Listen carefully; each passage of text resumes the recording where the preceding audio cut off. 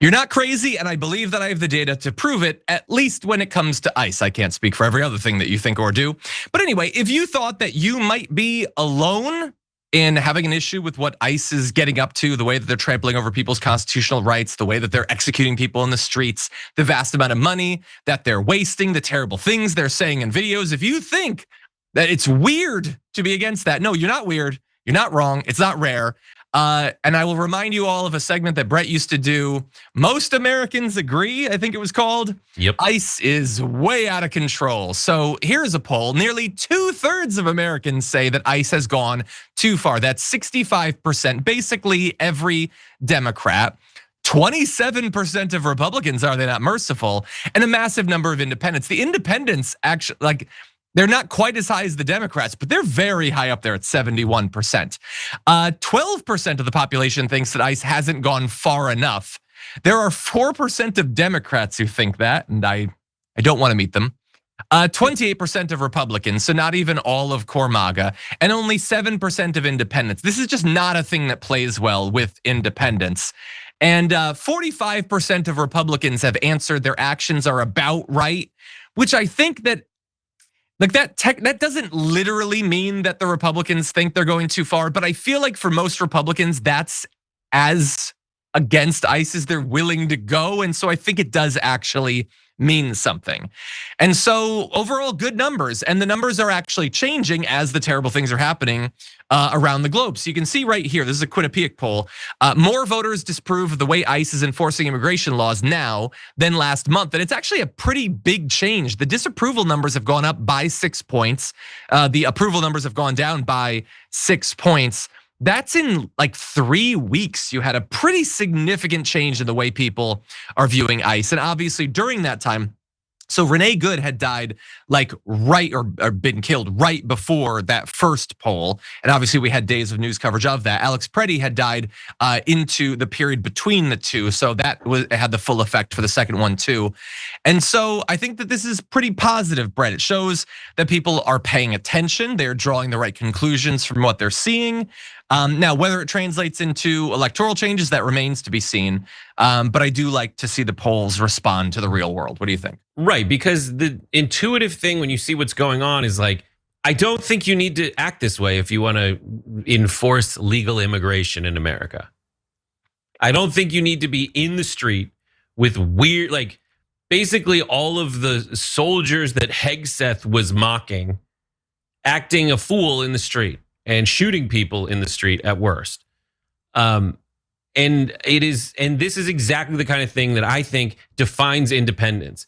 Independents are the ones who are like, listen, I don't like Democrats or Republicans. In fact, I don't really like politics at all. I want to go out and live my life, be proud of how things are going. And if I'm not proud of what it looks like to be America right now, I'm going to vote for the other person.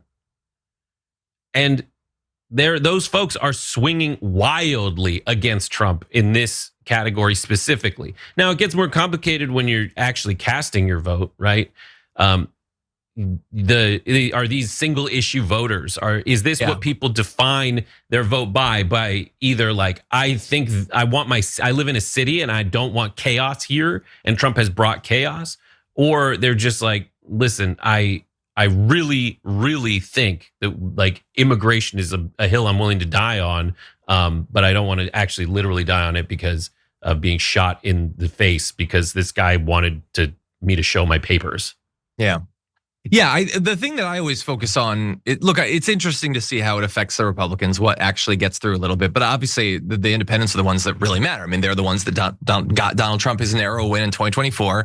And they, like on immigration and on the economy, they really don't seem to like how things have been going over this last year. And I think that's like the most important thing electorally that's going on in America is how they're interpreting things. And especially that it's like the main things that they, I guess, found appealing about Trump. Those are the things that are turning him off the most. It's beautiful in a way. It's disgusting what's having to happen to get us to that point. But it is good to see that they are paying attention, that they're not just accepting like what Fox News says about it. I mean, there's some people who say, like Republicans, 60% say that Trump is being honest. The Trump administration's accounting of Preddy's shooting was honest. That's just propaganda. That's absolutely insane. Or they're lying. They know that they're lying, but they like the lies that are being told. But independents, only 1 in 5 thinks that Trump is being honest about that. That's good because it's true. Now, I also just want to mention 58% of voters say that Noem should be removed from her position. It's not currently looking like that is going to happen. Stephen Miller's still employed, Tom Homan, Kristi Noem. The only person who lost their job sort of is Bovino. And the only real effect that's had on him recently is that he's getting thrown out of bars. And so I would love to see more actual consequences, but it's also potentially the case that the fact that Trump is not giving those consequences shows these people who care a lot about this issue that he isn't hearing you. Like maybe for some of those independents, if they saw him sack Noem and Stephen Miller, maybe that would make some of them feel better and they wouldn't be so angry. But he's refusing to do that, doubling down on something that the voters are telling him they don't like. Anyway, Brett, any other thoughts about that before we move on? Right, and just the other graph you showed, the independents are the best because they don't take a second to ask which party did the bad thing and have that affect their answer. Sure.